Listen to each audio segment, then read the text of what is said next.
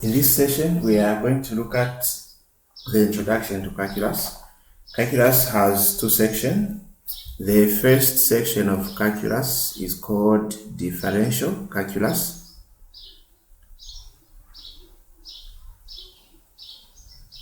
And the other section of calculus is called integral section. Now, we are not looking at the integration.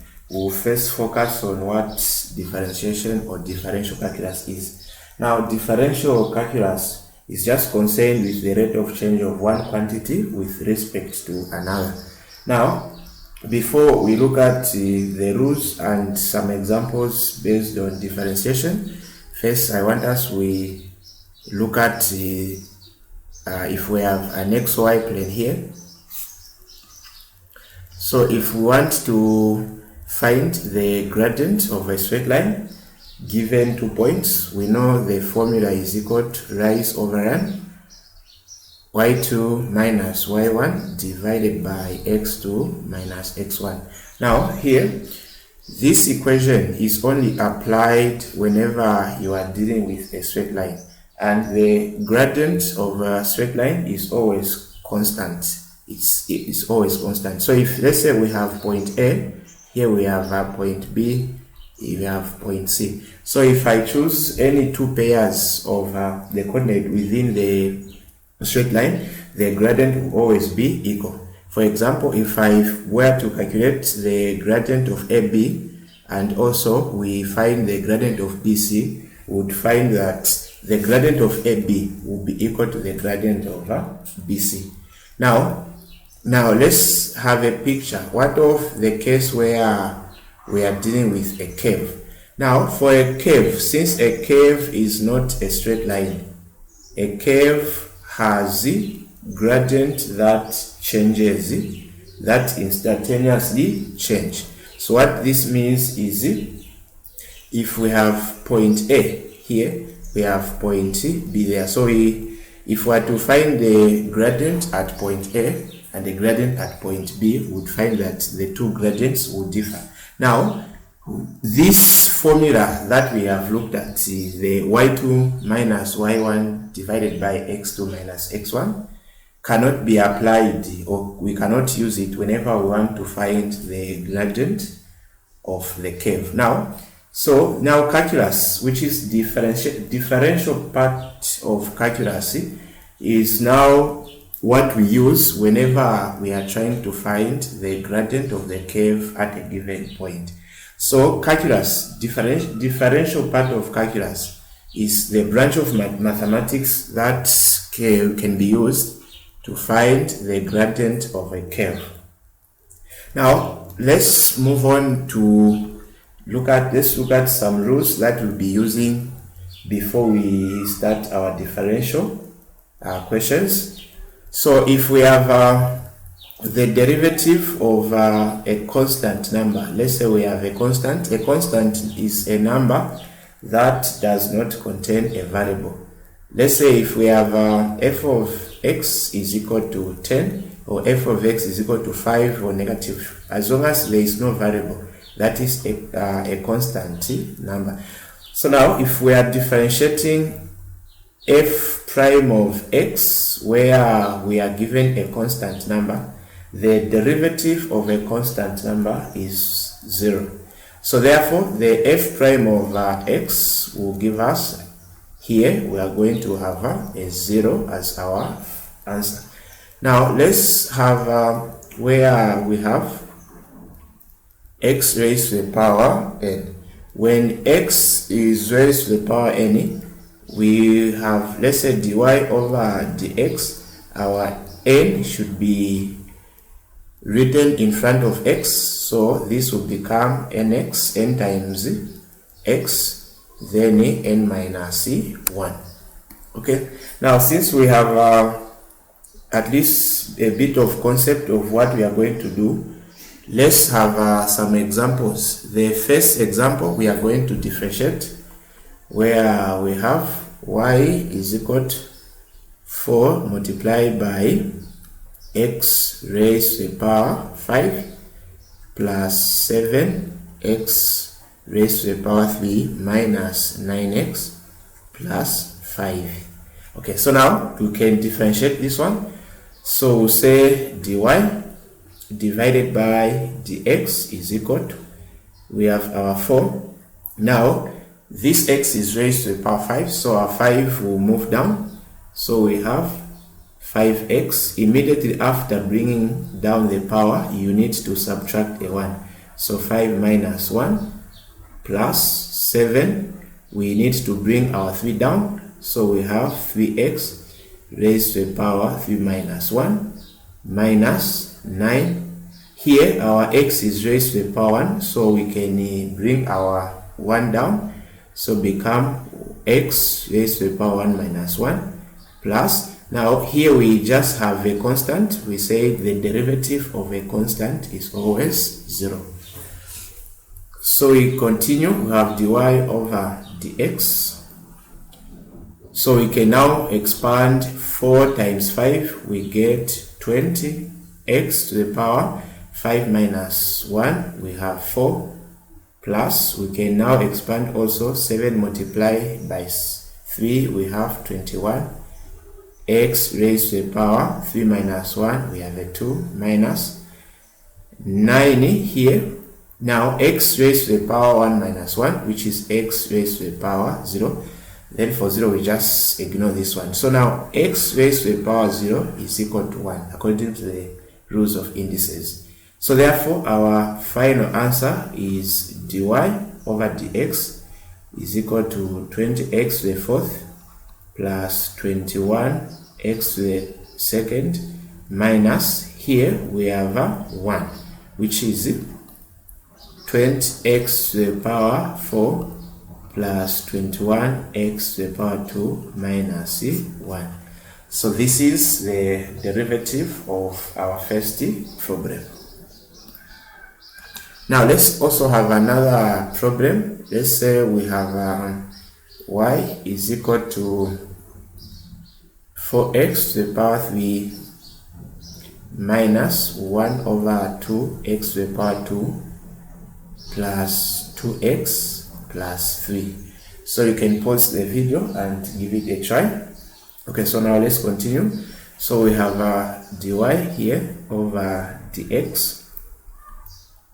So our 3 will go down, so 3x raised to the power 3 minus 1 minus 1 over 2. Here our 2 will go in front of x, so we have 2x, 2 minus 1 plus c. We said when x is raised to the power 1, just substitute with 1 plus c. Our 3 is constant and its derivative is 0.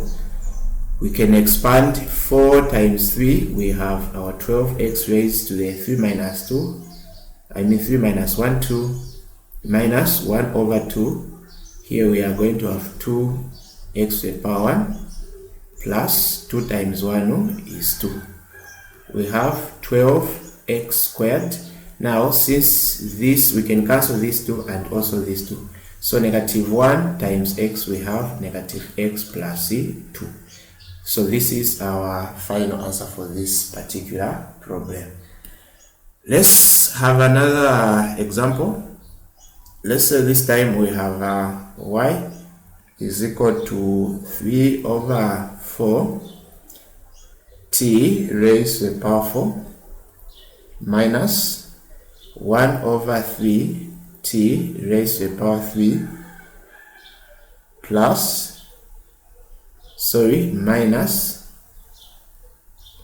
1 over 4 multiplied by t raised to the power 2 plus 4t minus 1.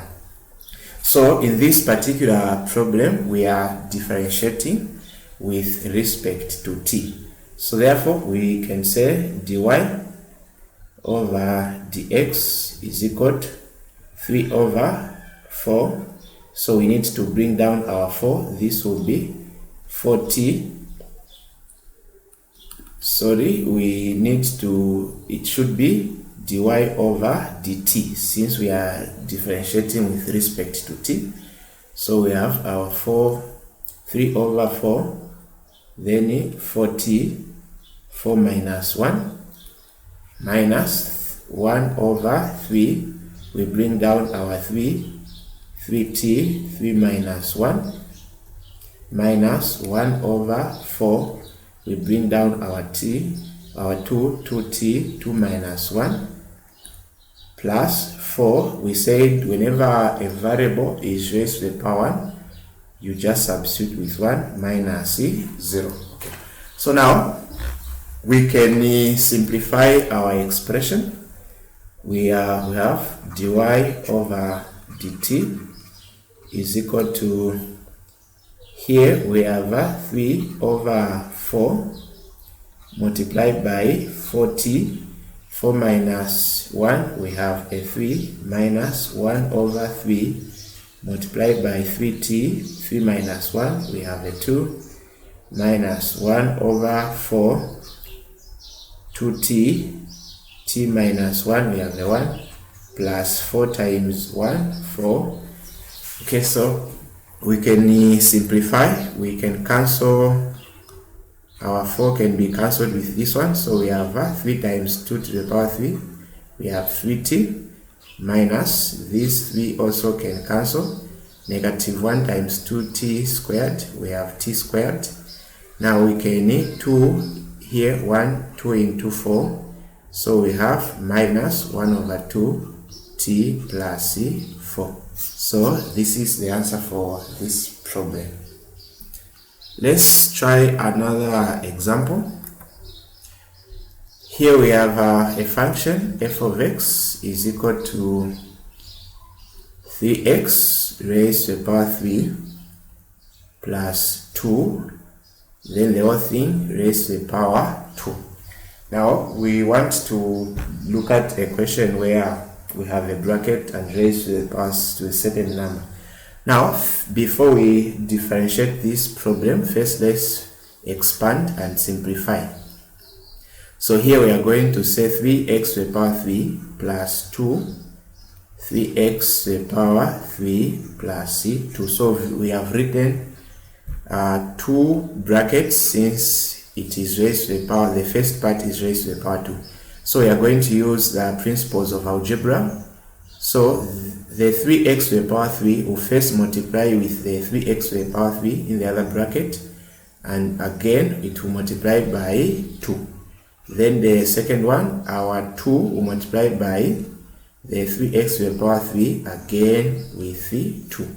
So now let's begin expanding. So we have f of x is equal to, now 3x times 3x to the power 3 multiplied by 3x to the power 3. So we are saying we have 3x to the power 3 times the 3x to the power 3.